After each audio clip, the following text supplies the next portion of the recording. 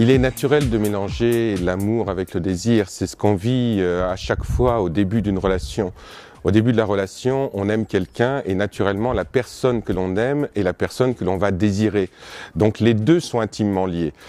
Tout le problème, c'est que lorsque la relation va évoluer, petit à petit, le désir et l'amour vont avoir tendance à se dissocier l'un et l'autre, ce qui va entraîner des problèmes dans le couple, des problèmes dans la relation et bien entendu beaucoup de questionnements. Il y a beaucoup de situations qui peuvent entraîner une perte de désir dans le couple. Ça peut être soit un deuil, soit ça peut être un problème qui est lié à la parentalité. On n'est pas d'accord sur la manière d'élever les enfants, de vivre avec eux. Ça peut être aussi la maladie qui peut à un moment donné entraîner dans le couple une remise en question de la relation. Donc il y a beaucoup de choses, mais je dirais qu'on va traduire ça sous le terme de stress. C'est-à-dire dès qu'on vit un stress important à l'extérieur, ça va venir rebondir sur la relation et bien entendu questionner la relation au niveau du désir et de l'amour, bien sûr.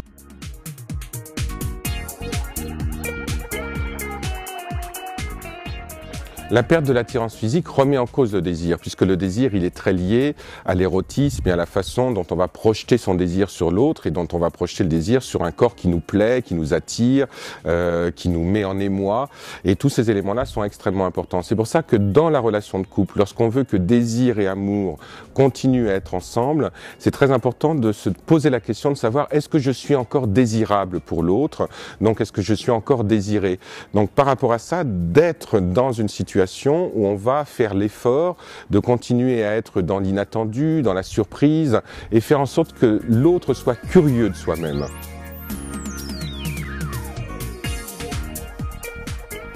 La communication est absolument essentielle parce que dès qu'on sent qu'il y a une perte de désir dans le couple, c'est important d'en parler, de ne pas le garder pour soi parce que sinon on va soit se culpabiliser, soit culpabiliser l'autre et dès qu'on sent que ça arrive, il faut en parler tout de suite. Et bien entendu, il faut en parler sans culpabiliser l'autre, sans trop dramatiser non plus la situation puisque la perte de désir dans le couple, elle fait partie du couple, c'est normal, mais elle n'est pas définitive, bien entendu. Évidemment, il ne faut pas hésiter à consulter un thérapeute qui est là pour aider le couple à pouvoir traverser ce moment difficile. Pour faire perdurer le désir dans le couple, il y a un certain nombre d'éléments qui sont importants à pouvoir prendre en compte et puis pouvoir aussi développer dans le couple. D'une part, c'est remettre de la créativité dans le couple.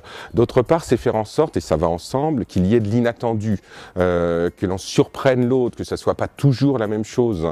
Ensuite, il y a nécessité à avoir de la créativité, créativité dans sa relation, créativité dans sa vie sexuelle. Ensuite, c'est important que le couple soit ouvert vers l'extérieur. Donc sortir, ne pas rester toujours cantonné l'un avec l'autre dans le même espace, aller au théâtre, au cinéma, au restaurant. Et un dernier élément qui est très important, c'est bien sûr de continuer à être dans la communication.